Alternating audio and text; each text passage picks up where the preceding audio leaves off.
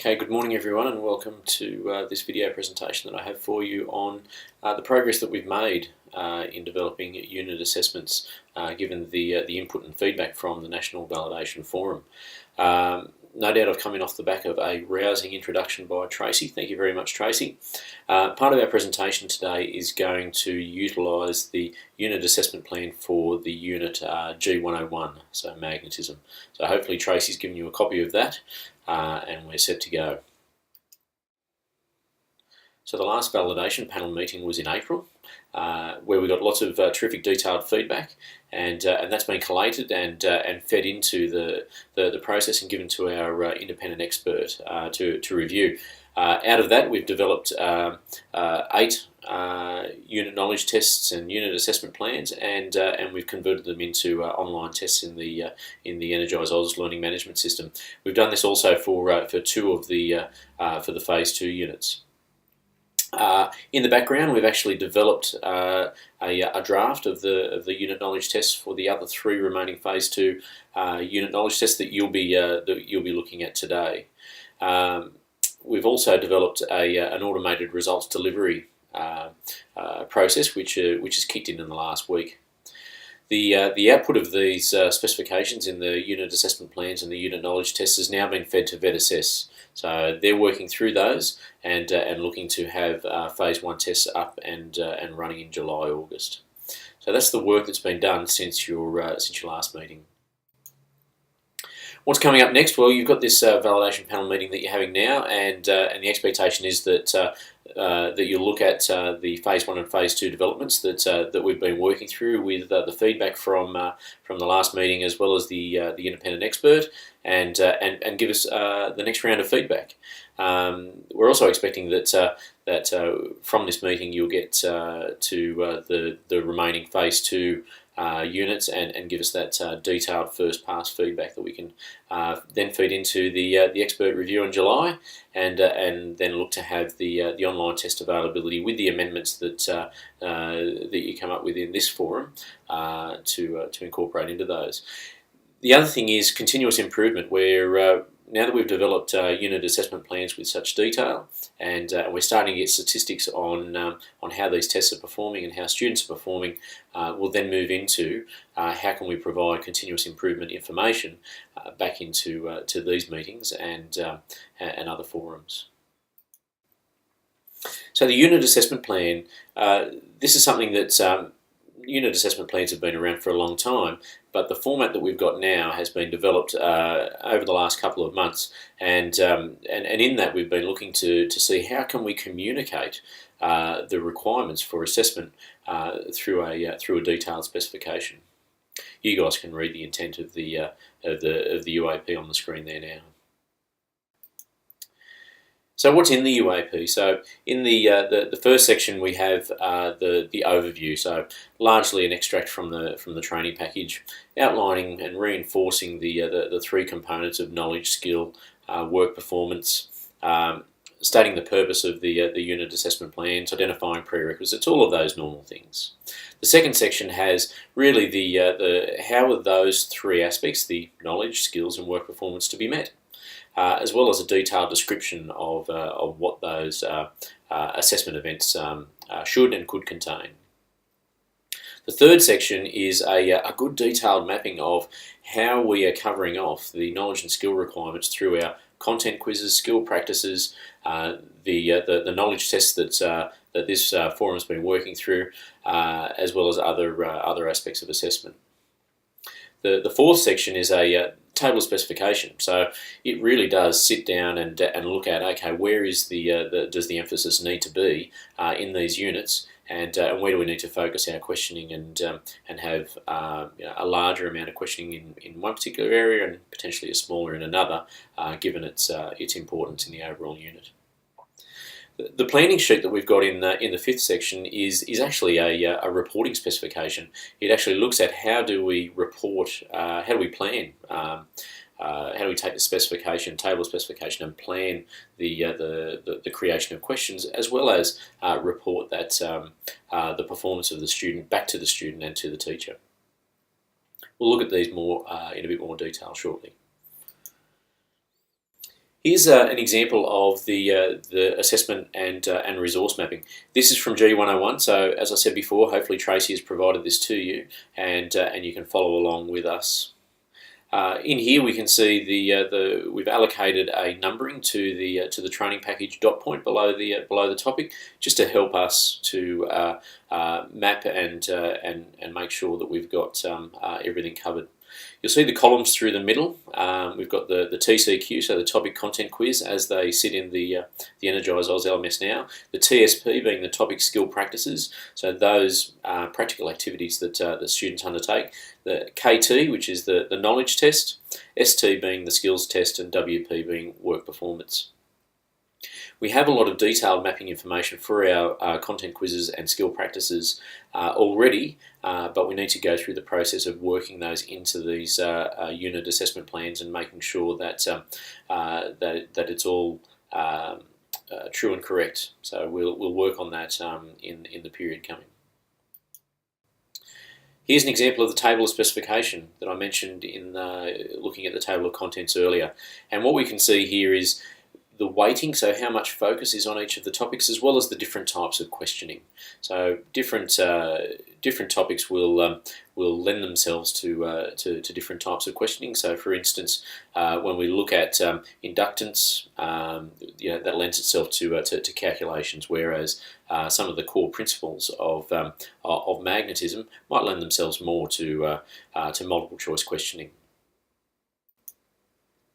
Results delivery. I've called this results delivery rather than the planning sheet, because this is how the planning sheet has been taken and turned into an actual report that goes back to the teachers and the students, so they can see how they performed on the test. In this one, we've just taken the results report from the sustainability unit. It was nice and clean and simple to include for this demonstration. Continuous improvement. I mentioned this earlier. That's really the focus that we have going forward. Now that we have specifications in place, unit assessment plans, and we're starting to collect data, we need to move into continuous improvement. And as my first point there, it's good practice made essential. So ASQA have made it essential through the requirements on RTOs, and we need to support them. Continuous improvement is good practice because it keeps people feeling confident and comfortable that there is quality in your product. The keys to success, as I see them, for continuous improvement is leveraging the ongoing involvement of the National Validation Panel, looking at moderation through the performance of the students. Now, we all know that if all of the students across the country are only getting 50% in a test, the chances of all of those students being poorly prepared is low. So we need to look at what's the level of our testing based on student results. Similarly, we can look at questions and quizzes on their own using the built-in Moodle quiz statistics module. This is a very powerful module, and it gives us some nice clear pointers on where questions might not be performing as well as we'd like. The last thing is just making sure that we continuously improve in terms of our assessment development process. Now, this forum has set out a process for the creation and validation of assessments. What we've done in the background as well is the actual development of the assessment on paper, its translation into the learning management system, and the verification to ensure that it's error-free. We've been developing those processes as well, and we should continue to do that. The last thing that we've got there is our first round mapping. As I mentioned before, in the knowledge and skill mapping component of our unit assessment plan, we've got places there to map the topic content quizzes, the skill practices, and basically all of the formative and summative assessment components. Once we've completed that, obviously the output from that should feed back into the continuous improvement, so we can look at the balance and ensure that we are in fact covering off all of the items in accordance with the table of specification as well. Student performance. At the moment we have a small number of tests being executed, but we can use student performance as a way of measuring the validity and accuracy of our testing.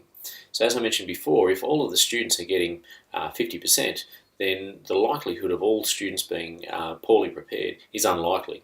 So we can use student performance as a way of understanding where our assessment tools are pitched and whether they're at the right level. Test performance.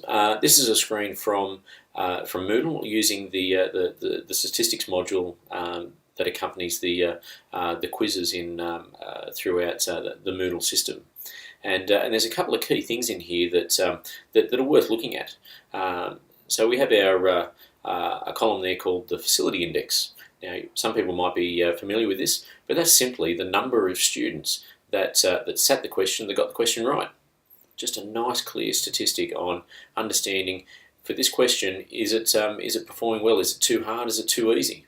Down the other end of it, we've got the discriminative efficiency. Tough word, but very useful. It looks at for the students that performed well in the test overall, how did they perform in this question? So if you've got students that are performing to the tune of 90%, but they're getting this question wrong, it indicates that maybe the way the question is written might not be drawing out the knowledge that we're looking for. Vice versa, we might be having students that are performing poorly overall but getting this question right. Is the question too easy to guess? There's lots of things there that we can use in the performance of the actual question using the statistics module. This is a more detailed view of an individual question. It takes those columns that I mentioned and gives it to you in a nice clear view. The other thing it does is it gives you analysis of the responses. So not only are we looking at how the question is performing from a statistics point of view, but it gives us a check on the screen for a question and saying, okay, where are the students actually guessing, or where are the students actually choosing their response from, and how can that inform me as the technical reviewer of this question about where that question's pitched, how it's worded, and what students are reading into it. So just in the wrap up, what are we looking at the moment? So we're really keen to look at the output of this next validation panel meeting that you guys are having now. Keen to get that out to the experts for review, and really looking to work that into the next round of unit knowledge tests, and of course review the unit assessment plans off the back of that. We're looking to get the first round mapping into the UAP, so that way it creates a document that is more complete and gives everybody a bigger picture as to how the formative assessment leads into the summative assessment. The other thing that I mentioned was the creation of the continuous improvement cycle, and how we can feed that back into both this validation panel, and what other forums need to be created to make sure that our testing tools are continuously improved, the development processes that need to be documented, spot checked, reviewed, and our delivery process as well. So just making sure that what we've set out in the UAP has been delivered. People understand when they request an assessment what version they're going to get, how they're going to be reported upon, and the accuracy of that reporting. So Tracy, I hope I filled the brief. I hope this has been informative, and we look forward to seeing the feedback from you guys on the current round of unit knowledge tests. Thank you very much.